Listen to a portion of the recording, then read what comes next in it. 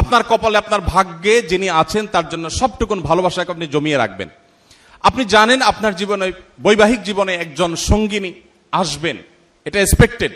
কিন্তু আপনি এখন থেকে যদি কোথাও প্রেমের নামে অবৈধ সম্পর্ক করেন, অবৈধ রিলেশন করেন, হারাম সম্পর্ক স্থাপন করেন, তাহলে দিন শেষে আপনি কিন্তু আপনার সেই হবু স্ত্রীর সাথে বিশ্বাসঘাতকতা করলেন।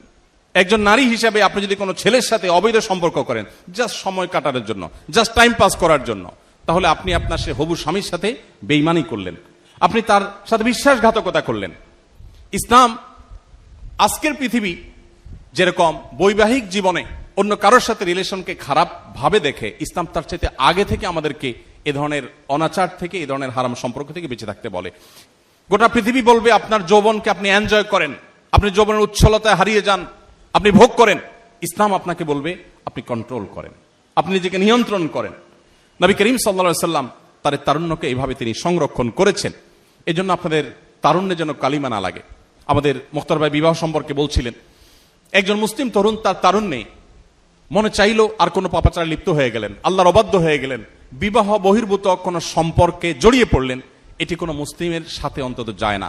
পৃথিবী মানুষের চরিত্রের ব্যাপারে, বিশেষ করে কোনো মানুষ বিবাহিত লাইফে থাকলে, তিনি যুগলবন্দি জীবনে থাকলে অন্য কারোর সাথে সম্পর্ক রাখাটাকে গোটা পৃথিবীর সকল সমাজ খারাপ মনে করে।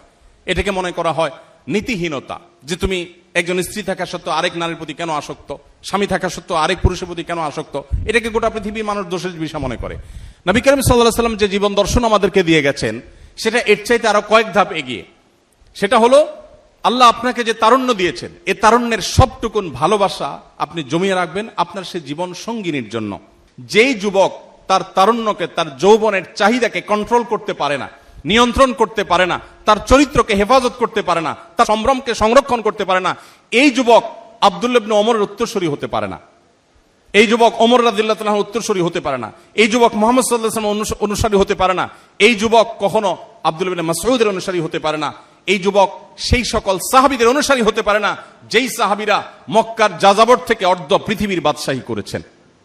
আপনি তাদের অনুসারী, তাদের সেই নবীর উম্মত যে নবী তার যৌবনকে হেফাজত করেছেন এবং হেফাজত রাখতে বলেছেন। অতএব এই সংগ্রামে আমাদেরকে জিততে হবে এবং জয়ী হতে হবে। আল্লাহ তাআলা আমাদের সবাইকে সেই তৌফিক দান করুন।